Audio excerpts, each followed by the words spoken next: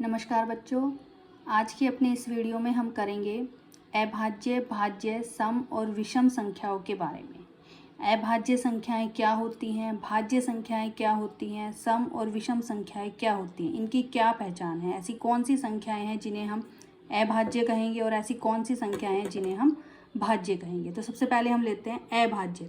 जैसा कि आप नाम से ही देख रहे हैं अभाज्य, भाज्य के आगे अ लगा हुआ है। इसका भाज्य का मतलब होता है जो भाग हो जाए, और अभाज्य जो भाग ना हो। तो ऐसी संख्याएं जो केवल अपने ही पहाड़े से भाग होती हैं, जो केवल अपने ही पहाड़े में आए, किसी और के पहाड़े में ना आए, उन संख्याओं को हम कहते हैं अभाज्य संख्याएं। और भाज्य संख्याएं क्या होंगी? जो अपने अलावा किसी और संख्या के पहाड़े से भी भाग हो जाएं, उन्हें हम कहेंगे भाज्य संख्या है। इसको एक उदाहरण की सहायता से हम समझते हैं। जैसे बच्चों, हमने संख्या ली है 5। 5 की जब हम गुणनखंड करेंगे या 5 को जब हम भाग करेंगे तो 5 केवल 5 से ही भाग होगा या फिर 1 से भाग होएगा।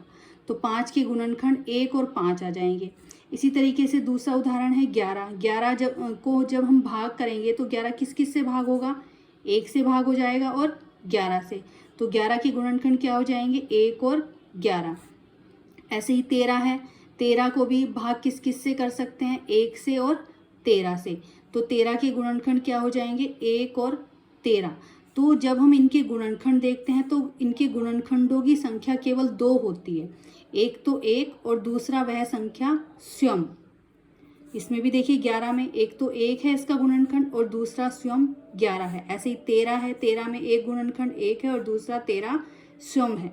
तो इसको हम दूसरे तरीके से भी समझ सकते हैं अभाज्य संख्या को, कि ऐसी संख्याएं जिनके केवल 2 गुणनखंड 1 तथा स्वयं वह संख्या होते हैं अभाज्य संख्याएं कहलाती हैं। जैसे 2, 3, 5, 7, 11, 13, 17, 23, 29 और आगे भी। तो यानी अभाज्य संख्याएं कौन सी होती हैं? ऐसी संख्याएं जिनके केवल 2 ही गुणनखंड हो, एक तो 1 या दूसरा एक और वह संख्या स्वयं। या दूसरे तरीके से हम क्या कह सकते हैं? ऐसी संख्या जो केवल अपने ही पहाड़े से भाग हो और किसी संख्या से भाग ना हो, उसे हम कहेंगे अभाज्य संख्या। इसके विपरीत होती है भाज्य संख्या। भाज्य संख्याएं कौन सी होती हैं? ऐसी संख्याएं जिनके 2 से अधिक गुणनखंड होते हैं भाज्य संख्याएं कहलाती है। जैसे हम एक उदाहरण ले लेते हैं 4। 4 के गुणनखंड 4 किस किस से भाग हो जाएगा? 1 से भी भाग हो जाएगा, 2 से भी भाग हो जाएगा और 4 स्वयं 4 से भी भाग हो जाएगा।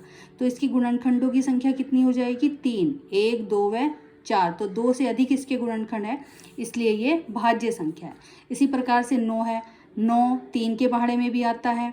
1 से भी 9 भाग हो जाएगा और 9 से भी हो जाएगा। इसके भी गुणनखंडों की संख्या 3 आ गई है, 2 से ज़्यादा है, तो 9 भी क्या है? एक भाज्य संख्या है। तो अभाज्य और भाज्य में यही फ़र्क है। अभाज्य वो होती हैं जो केवल अपने ही पहाड़े से भाग होती हैं या उनके केवल 2 गुणनखंड होते हैं, एक तो 1 और दूसरा वह अपने आप होती है। और भाज्य संख्या क्या होती हैं? जो अपने अलावा किसी और संख्या से भी भाग हो जाएं। और जो संख्या अपने अलावा किसी और दूसरी संख्या से भी भाग हो जाती है तो उसके गुणनखंडों की संख्या 2 से अधिक होती है, और उन संख्याओं को हम कहते हैं भाज्य संख्या। ठीक है बच्चों, अब हम देखते हैं सम और विषम। सम संख्याएं क्या होती हैं और विषम संख्याएं क्या होती हैं? सम संख्याएं बच्चों वो होती हैं जो संख्याएं 2 से पूरी भाग हो जाती हैं। जैसे 4 लीजिए। 4 को जब हम 2 से भाग करेंगे तो ये 2 बार भाग हो जाएगा, शेषफल इसमें 0 आ जाएगा। तो ऐसी संख्याएं जो 2 से पूरी भाग हो जाएं, जिनमें शेषफल 0 बचे, उन्हें हम कहते हैं सम संख्याएं। लेकिन बच्चों, अगर हमारे पास कोई बड़ी संख्या है, मान लीजिए ये संख्या दी हुई है, तो अब हमें इसे 2 से भाग करना पड़ेगा, तो काफ़ी टाइम लगेगा। मान लो आप किसी कंपटीशन की तैयारी कर रहे हैं या कोई, जैसे सक्षम के अभी एग्ज़ाम हुए थे, तो उसमें आपने बताना है कि ये संख्या सम है या विषम है, तो भाग करने में ज़्यादा टाइम लगेगा। तो हम क्या देखते हैं? इकाई का अंक देखते हैं। सम संख्या देखने का जो सही तरीका है, उसका इकाई का अंक हम देखेंगे। अगर उसका इकाई का अंक 0, 2, 4, 6 या 8 इनमें से कोई भी है, इन 5 अंकों में से अगर किसी संख्या का इकाई का अंक है तो वो संख्या होगी सम संख्या। ठीक है, तो सम संख्या की परिभाषा हम दो प्रकार से समझ सकते हैं। जिन संख्याओं के इकाई के अंक 0, 2, 4, 6 या 8 हो उन्हें सम संख्याएं कहते हैं। या फिर वे सभी संख्याएं जो 2 से पूर्णतः विभाजित होती हैं उन्हें हम सम संख्याएं कहते हैं, जैसे 10, 22, 334, 1068 आदि। इसमें देखिए इकाई का अंक 0 है, ये 2 से भाग हो जाएगी। इसमें इकाई का अंक 2 है, ये भी 2 से भाग हो जाएगी। इसमें इकाई का अंक 4 है, ये भी 2 से भाग हो जाएगी। इसमें इकाई का अंक 8 है। तो इस प्रकार से जो सम संख्याएं हैं वो 2 से पूरी विभाजित हो जाती हैं। तो छोटी संख्याओं को तो हम भाग करके आसानी से जल्दी से निकाल लेते हैं, लेकिन अगर बड़ी संख्या है तो उसमें हम क्या करेंगे, इकाई का अंक देखेंगे। इकाई के अंक में हमने 5 अंक अगर हैं, ये 0, 2, 4 या 4, 6 या 8 में से कोई भी अंक है तो वो सम संख्या होगी। फिर है विषम संख्या, इसका उल्टा होती है विषम संख्या। विषम संख्या जो होती है वो 2 से पूरी भाग नहीं होती, उसमें कुछ ना कुछ शेषफल बच जाता है। जैसे हम एक संख्या लेते हैं, 15 ले लेते हैं। 15 को जब हम 2 से भाग करेंगे, 2 सत्ते 14 और 1 हमारा शेषफल बच जाएगा। तो ये संख्या जो है 2 से पूरी विभाजित नहीं है, इसलिए यह एक विषम संख्या है। और विषम संख्या में अगर हम इकाई का अंक देखेंगे तो जो अंक सम संख्या में थे उनको छोड़कर अब जो अंक बचे हैं 1, 3, 5, 7 और 9, अगर किसी संख्या के इकाई के अंक इनमें से हैं तो वो संख्या होगी विषम संख्या। देखिए यहाँ पर इकाई का अंक 5 था, यहाँ हमने 5 लिया है, तो यह एक विषम संख्या है। तो सम संख्या की विपरीत विषम संख्या होती है। इसको भी आप 2 तरीके से समझ सकते हैं। जिन संख्याओं के इकाई के अंक 1, 3, 5, 7 या 9 होते हैं उन्हें विषम संख्याएं कहते हैं।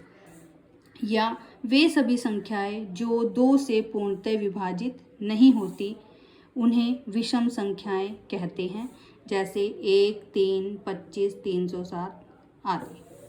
तो बच्चों, भाज्य और अभाज्य, सम तथा विषम संख्याएं आपको समझ आ गई होंगी।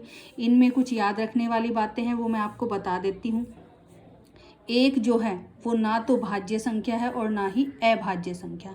एक को ना हम भाज्य संख्या में लेते हैं और ना ही अभाज्य संख्या में। सबसे छोटी जो अभाज्य संख्या होती है वो होती है 2।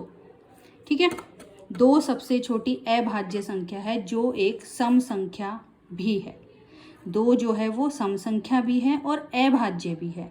2 को छोड़कर बाकी सभी अभाज्य संख्याएं जो होती हैं वो विषम होती हैं। देखिए 2 को अगर हम छोड़ दें, 3, 5, 7, 11, 13, 17, 23, 29, ये सभी की सभी संख्याएं जो हैं वो विषम संख्याएं हैं।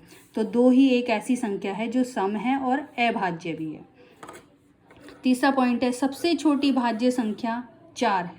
भाज्य संख्या जो है उसमें सबसे छोटी भाज्य संख्या कौन सी होती है? 4।